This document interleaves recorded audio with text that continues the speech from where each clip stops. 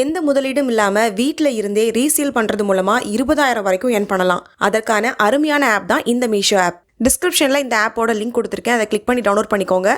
அது மட்டும் இல்லாம ஆப்பை இன்ஸ்டால் பண்ணதுக்கு அப்புறம் அக்கௌண்ட் செக்ஷனுக்கு போயிட்டு என்டர் ரெஃபரல் கோட்ல இந்த கோடை நீங்க கொடுக்கறது மூலமா உங்களுக்கு 200 வரைக்கும் ஆஃபர் கிடைக்கும். ஸோ மிஸ் பண்ணாதீங்க, கண்டிப்பா டவுன்லோட் பண்ணி செக் பண்ணி பாருங்க.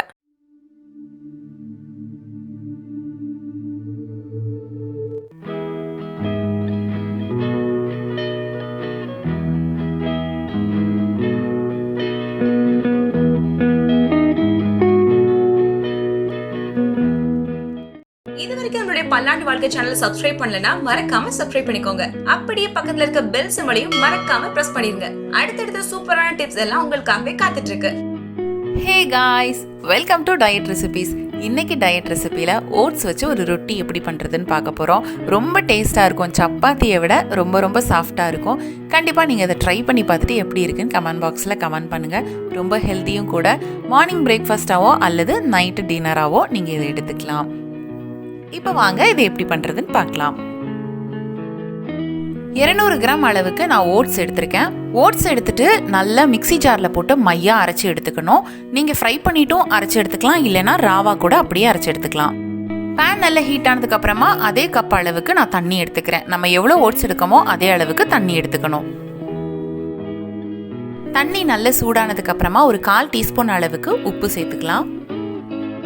மாவு ஒட்டாம வர்றதுக்காக 1 டீஸ்பூன் அளவுக்கு எண்ணெய் ஊற்றிக்கலாம். அதுக்கப்புறமா ஓட்ஸ் பவுடரை இந்த மாதிரி கொஞ்சம் கொஞ்சமாக தூவி சேர்த்துக்கோங்க. மொத்தமாக கூட்டிட்டிங்கன்னா கட்டி விழுந்துடும், அப்புறம் விரவுறதுக்கு கஷ்டமாக இருக்கும். கரண்டி வச்சு மாவை நல்லா கிளறி எடுத்துக்கலாம். அந்த சூட்டோட விரவுனா மட்டும்தான் ஓட்ஸ் சப்பாத்தி நல்ல சாஃப்டாக வரும்.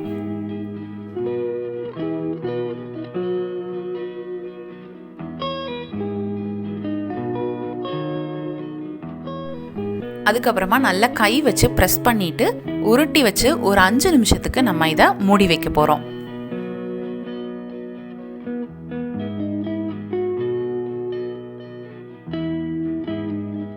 நல்லா ஊறிடுச்சு. சப்பாத்தி மாவு மாதிரி இப்போ நம்ம உருட்டி எடுத்துக்கலாம்.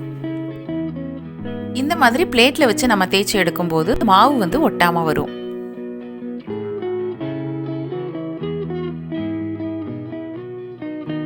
பேன் நல்லா ஹீட் ஆனதுக்கு அப்புறமா நம்ம அந்த ரொட்டியை போட்டுக்கலாம். ஃபுல் அண்ட் ஃபுல் ஹை ஃப்ளேமில் வச்சு மட்டும்தான் இந்த ரொட்டியை சுட்டு எடுக்கணும்.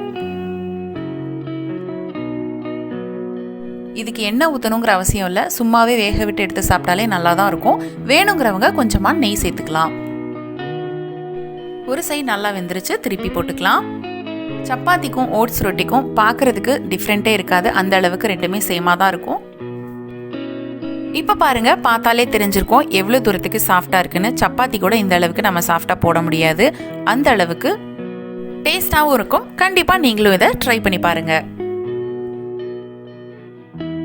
ஒபிசிட்டியில் கஷ்டப்படுற சின்ன குழந்தைங்கனாலும் சரி, பெரியவங்கனாலும் சரி, இந்த மாதிரி ஓட்ஸ் ரொட்டி செஞ்சு சாப்பிட்டாங்க அப்படின்னா டயட் இருக்கிற ஃபீலிங்கும் இருக்காது, அவங்க உடம்பும் ஆரோக்கியமாக இருக்கும். இதுக்கு தக்காளி சட்னி ரொம்பவே மேட்சாக இருக்கும். டயபெட்டிஸ், வெயிட் மேனேஜ் பண்ணுறவங்க இந்த மாதிரி ரெசிபீஸை ட்ரை பண்ணுங்கள். நிறைய ரெசிபீஸ் உங்களுக்காக நாங்கள் போட்டிருக்கோம், இனிமேலும் போட போகிறோம். அதெல்லாம் வேணும் அப்படின்னா மறக்காமல் சப்ஸ்கிரைப் பண்ணுங்கள். பக்கத்தில் இருக்கிற பெல் பட்டனை கிளிக் பண்ணிங்க அப்படின்னா நாங்கள் போடுற ஒவ்வொரு வீடியோஸும் உங்களுக்கு நோட்டிஃபிகேஷனாக வரும். மீண்டும் ஒரு நல்ல ரெசிபியோட நான் உங்களை சந்திக்கிறேன். Thank you, bye bye.